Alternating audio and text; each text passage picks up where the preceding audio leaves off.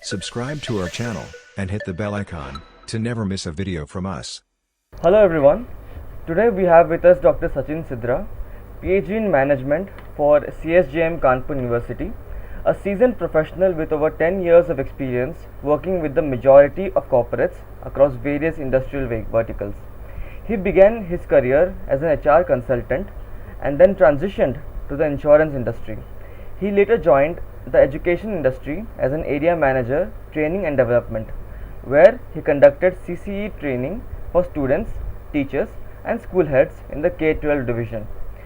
Dr. Sachin holds a postgraduate degree in business economics with a specialization in human resource management from Brigham and Lee University, UK, and is also a certified NLP practitioner as well as an elite grade soft skills trainer by NPTEL. We welcome you, sir, to this expert interview series and hope we get to learn from your experiences. Thank you so much for the welcome and the introduction, and I just hope that I am able to live up to the expectations of your viewers for the questions that you're going to ask. Thank you so much. It's a pleasure having you here.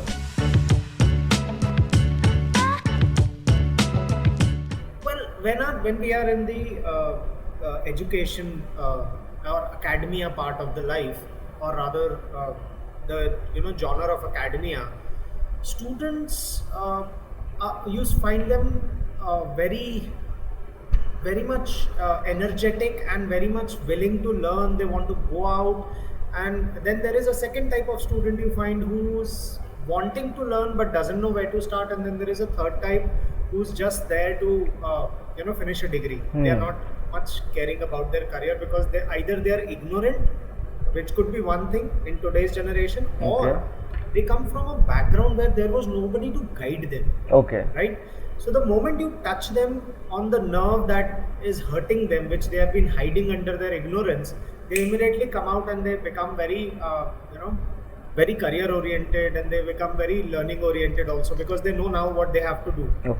On the other hand, corporate is very demanding. Corporate, the moment someone is in corporate, they know they have to succeed. They know they have to be in the competition, or at least if not winning every competition, right? So people over there are much more focused. They'll be much more hungry to learn. They'll be openly demanding for things that they want to learn.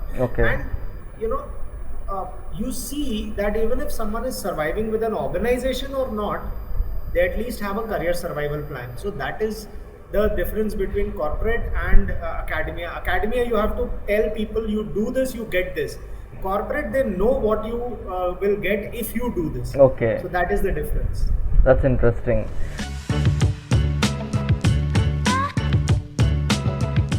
See, personality is a sum total of your attitude, behavior, and how you handle yourself when nobody is watching.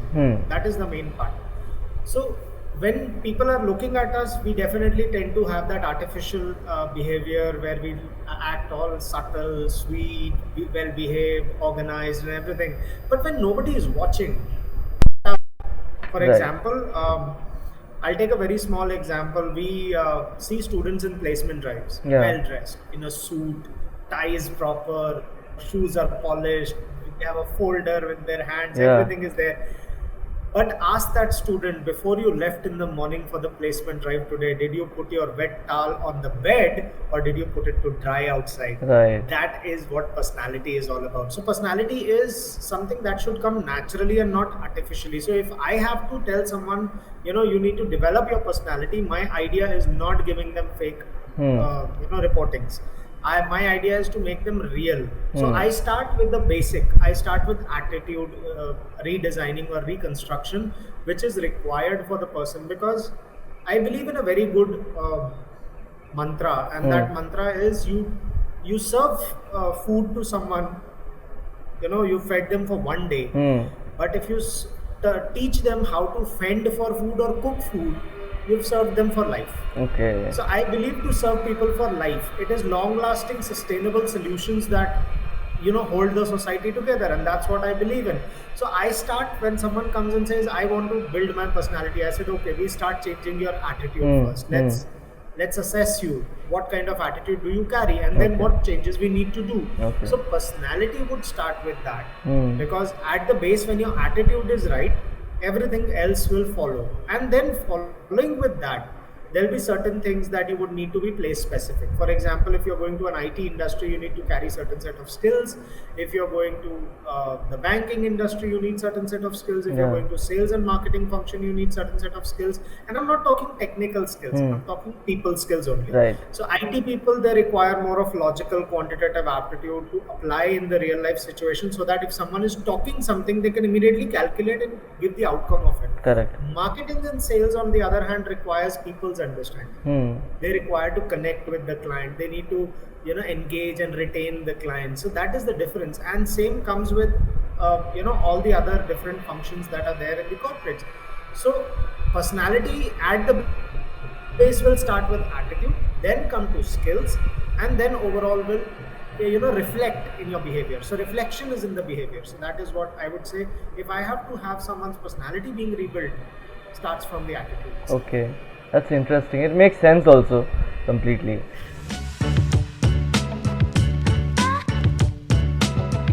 See, there are many ways to check the training effectiveness. Scientifically, if I go by that, there'll be presentations, there'll be interactions, there'll be anonymous feedbacks you can use. But the best way to assess the training reception and training application that is happening is, it's a long-term process. You Okay. cannot expect that I train you something today, and by the end of the training you give me a feedback and that's good training. No, the feedback comes in the next 90 days when you Okay. see people applying that, Right.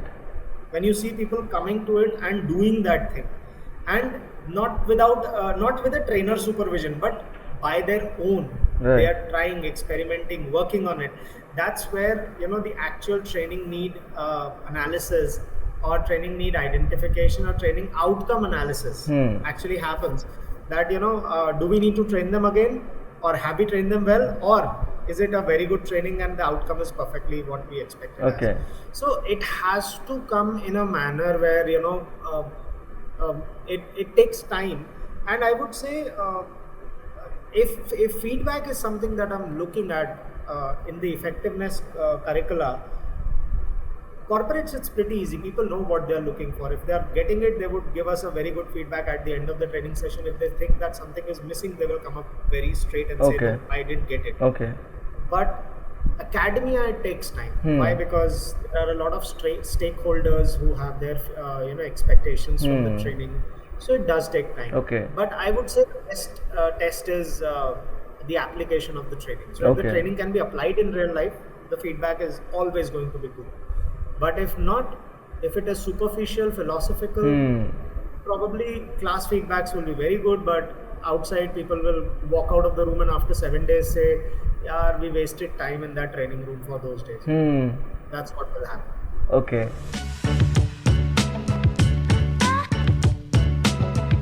Well, that's very easy, let them just put themselves in a ranking with the world. And now I'd say that is healthy competition. Okay. I'm not asking them to run in a race. Like, someone would say that, this race thing is bad. Of course, I Okay. believe it is bad.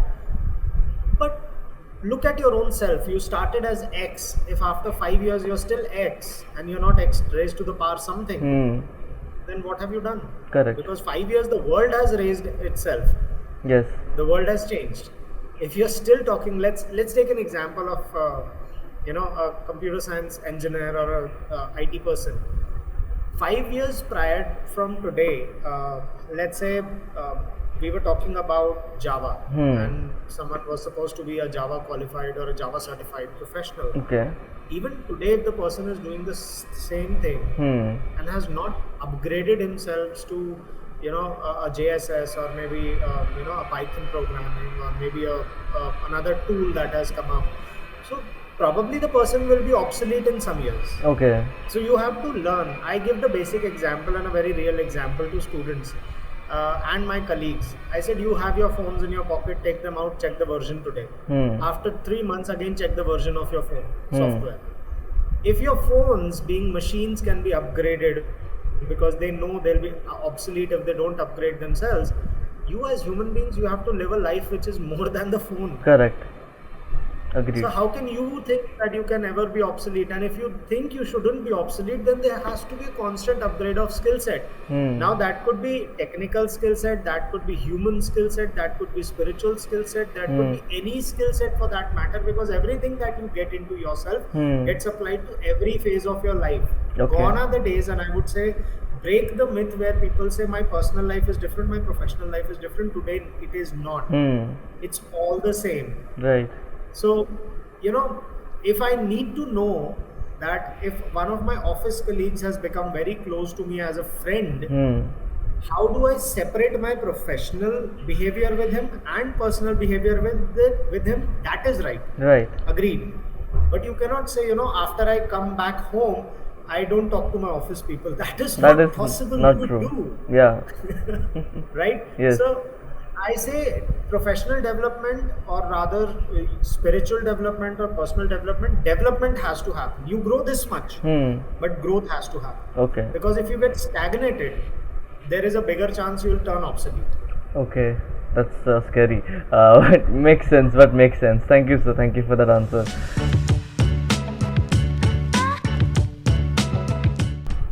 Well, I think thankfully I would say right now the UGC policies and the new education policy, they all talk about this in a bigger sense. Okay. And I believe that it is required. Okay. If an engineer does not understand a function of a selling person, or if the function of selling, not a selling person, I would say a selling, they would not understand anything in terms of career projection. They would always think that I am an engineer, I am supposed to code. No, right. Whereas that is not the case. Today, if someone has to sell a software product or an engineering product, they need an engineering salesperson. Yeah. They don't need someone who's done an MBA and has a commerce background and comes and sells engineering. That does not work. Yes. So, I am very simply making this effort with the help of the current UGC policies and NEP's policies, that when a student is in the class, you have to give them a taste of everything. Let them pick and like the taste of something and then diversify themselves. Correct. But give them a taste of everything. So it's just like an open buffet. I'll choose to pick my second serving based on the taste that I like. But nowadays education should have that open buffet system, that every dish is there to serve. Go take a taste of it. Whatever you like, eat more of it. So that is something that is done. And in the universities, in my current office also at Alliance University, we are working on an entire professional enhancement module where we are talking about making students aware about quants, logics, aptitude, soft skills, verbal abilities, and then not just that, there will be a lot of industry-based certifications in the course itself. Okay. And then we have also added an element of self-learning in the core subjects also. Okay. Saying that UGC says that you can use some of your part of credit learning also. Okay. In terms of where the student goes to a website or an edtech platform approved by the UGC and can self-learn from there. Okay, interesting. And that is counted in his credits. Okay. So we are trying to instill something like that as well, where the student will learn in the class. Definitely classroom learning is never going to be replaced by anything in the world. But the student will also go and, appreciate his learning experience by adding more knowledge to it when he's self-learning. Makes sense. So self-learning would have them doing courses from other universities. Sitting in India, they would be doing foreign university courses, and they need to make projects, they need to submit projects, they need to make capstones for it. And Correct. Over the period of time, they'll realize that this is how world works. It's not just what I think it works like, it works in a different manner. Correct. So that will open not just their professional understanding part, they would also be exposed to better and broader thinking prospects. So that's how transformational and transdisciplinary learning will help students, and I think it is already being done. Um, Howsoever, NEP 2020 cements that it should be done. So Okay. over the period of time, by the next 2-3 years, the graduates that will come out of the universities, I would say they'll be 3 times better than what we saw in 2020. So that would be the paradigm shift, and I Okay. think that is something which is required for the next gen corporates.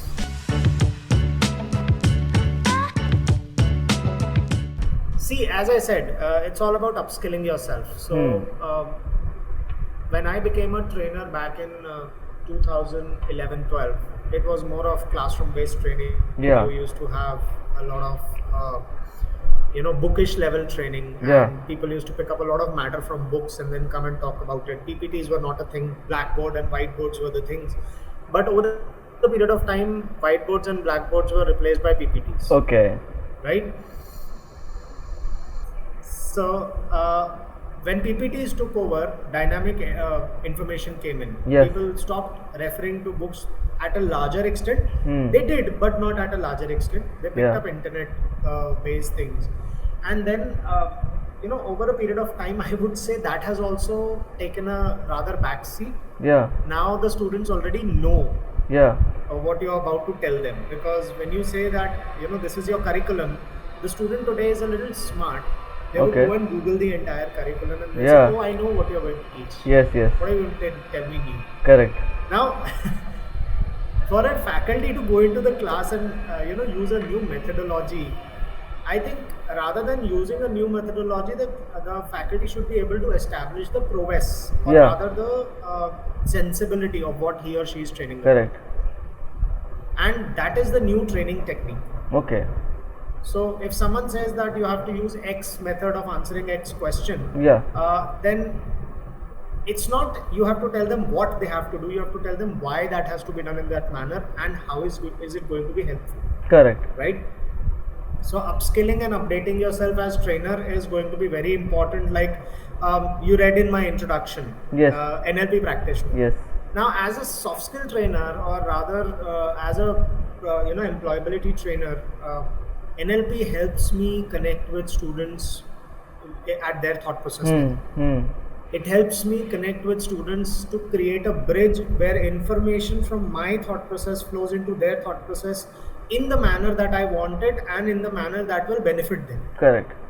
So all these courses, all these certifications that even trainers need to keep doing these days, Yes. they are very helpful. And I think if a trainer is not doing that, they will probably come at a point where people will stop liking them as a trainer and Okay. not consider them as a mentor. Okay. They would just consider them as a teacher. Okay. The difference between a teacher and a mentor is teacher is someone who goes by old practices, and a mentor always comes up with new age solutions. Right. So solutions is what you need to derive today, and it's very important to constantly upskill yourself. I'll just tell you, I have a rule of myself that I tend to complete at least 3 certificates every year. Yeah. 3 certificate courses of Okay. every year in my professional career. Okay. Why I do that is because every year there is something or the other new that I need to learn. Makes Like for sense. example, nowadays we are talking about AI tools. So Yeah. the world talks about Chat GPT. But I'll just give you a small example. The word artificial intelligence has the answer in the question itself. People often come and say ChatGPT is not that useful. The answer is in your question itself. It is not useful because it cannot think on its own. You have to prompt it correctly to make it think correctly. Correct. Right? So there is a course on AI tools which you should be doing so that you understand how do I prompt the AI to help me out in the right manner. Correct. And that is the next hottest selling cake that any trainer, any non-technical person, or any person for that matter in the world right now should understand. I mean, let's take an example of our shopping apps. They are AI powered nowadays. Okay. You write shoes Yeah. and it will show you all kinds of shoes. Now you're looking for formal shoes. So formal shoes also, you will find a lot of them, and they'll, you will at times, people come and complain this that अरे यार एक formal shoes खरीदना था, and it is taking me so much of time, it is showing me all sorts of model, but I want a particular type of shoe. Right. Now you are telling AI to just show you formal shoes. You're not telling them what type of formal shoes. So you write Oxfords, you write, single monk straps, you write double monk straps. It will show you exactly what you're looking for. Now the choice is colors. So you Correct. can choose black, brown, tan, cherry, whatever you want. But that is where the filtering of information on natural intelligence level is not happening. So how will the artificial intelligence help you? Right. Now, these are the smaller tips and tricks that people over the period of time will need to upskill themselves, and this is what trainers in first place should be starting to do, as to refine their output and their delivery, and those skills are available in the market in the form of courses, and that is how you should be doing it. And I think if someone who's already at the top of their game right now, they would have already done it. Right. I'm not talking about myself, I'm talking about every person who is at the top of the training game, either would have done it or is doing it. Right. So if you want to be in the game, you have to, learn the new war techniques. In training? Yeah. Well, in training, the only advice that I would give to any fresher is never consider you know everything. Right. To be the best trainer in the world, you have to be first the best learner in the world. Right? And you have to learn every day. Learn from everything. Learn from every place. Every place has a learning. So I specialize in life skill and employability training. So my learning does not happen from books. Of course, yes, people in my industry would disagree. They'd say, no, reading is a very important part. I agree, reading is important. I do read. But life skills, if I have to train someone on life skills, I need to pick up examples that people can connect with in their everyday life. Correct. I cannot quote a Rumi, I cannot quote a major writer that people might not have read when I'm going out for training. So I pick up examples from streets.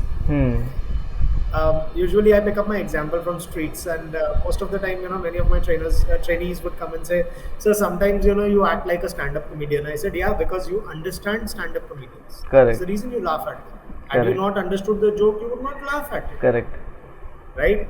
So consider me a stand-up comedian, but you will remember this. That is point one, which is my training outcome analysis. Yeah. And you will, always have a memory associated with whenever you come into that situation. Ki someone explained you with this situation, and now how you have to act, Right.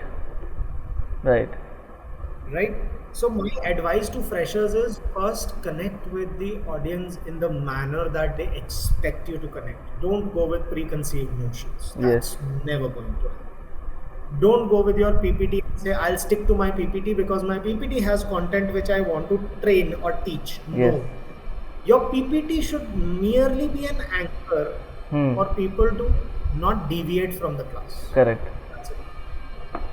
Makes sense. I would love to quote David J. Phillips over here, one of the famous TEDx speaker and a person who makes people aware how important is visual aid. But he always says this, that you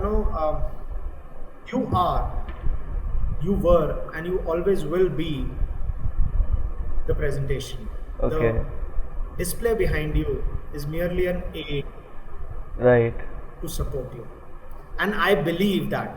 Because if someone is not looking at me while I'm making a presentation and looking at a projector behind me, I don't exist and I'm not needed. Correct. So that is where trainers need to understand. You're teaching technicals, you're teaching whatever in the world you're training, teaching. First, bring updated information. Second, bring information which requires to establish your presence and your sanctity in the room. Right? And third, don't leave students only with subject matter expertise. Leave them with a faith that they can come back to you and say, oh, I can take you as a mentor. Because the moment you turn into a mentor, you automatically get that push that I have to upgrade myself every day, I have to do this, I have to do that, and everything happens in place. So Correct. everything falls in place. Correct. So stop thinking of a trainer, rather become a mentor. And there'll be a lot of people in the industry who would challenge you because you are young, you are new. Correct. It's okay. Surrender, learn, and then come back to them and ask, did I do good? Because the moment they see you surrendering and accepting that you need to learn, they would automatically start respecting you and giving you professional courtesy, because not every expert was born an expert. Correct. They became an expert. Yeah. So that's my advice to the freshers in the industry. The one quotation that I live by in my life, well, there are many, but if I say one, I would just say, I wrote it a few days ago. Okay. Because I write, so I have a page on Instagram called Sachin Sidhra Quotes. Okay. I write over there. So I wrote a quote a few days ago, and I will translate that in English for you as well, because I wrote that in Hindi, because sometimes you get good emotions of writing things in Hindi. Exactly. So I'm going to quote that for you. So you can start with Hindi, and I'll start with Hindi and then I'll rephrase it for you. Yes. It says, कभी तजुर्बे की बात निकले तो बताना कितनी बार गिरे थे, पर वहाँ रुके नहीं, फिर उठकर आगे चल दी. Wow. So that's what I believe in, that experience is a journey, and when it comes about experience, it's always about how many times you fell down, but you did not stop there and you moved ahead. So that how you moved ahead is what is going to be the thing that will make you famous. Correct. And that's what I believe in. I believe in failures, and I know it will happen. I am not shy of talking about my failures. I'm not shy of talking about how things did not happen for me in the first time, but I am not shy to tell people how it happened in the second time. I wear my scars proudly. So that's what I believe in. I don't believe in winning all the time, but I believe in winning every day. Small, big, large, whatever it may be, keep going is my thing. So I would say that is my believing quotation, that no matter how many times you fall, you get up again and you move forward. Okay. Makes sense. So that's a very beautiful quotation and very inspiring. So thank you so much, sir. Thank you so much for being here. Thank you so much for sharing your wisdom, your experience with us. And I'm sure that our viewers will also understand what you told us about, because these were real life lessons. So thank you so much, sir. And I hope that we can do this sometime again in the future. Thank you so much. Subscribe to our channel and hit the bell icon to never miss a video from us.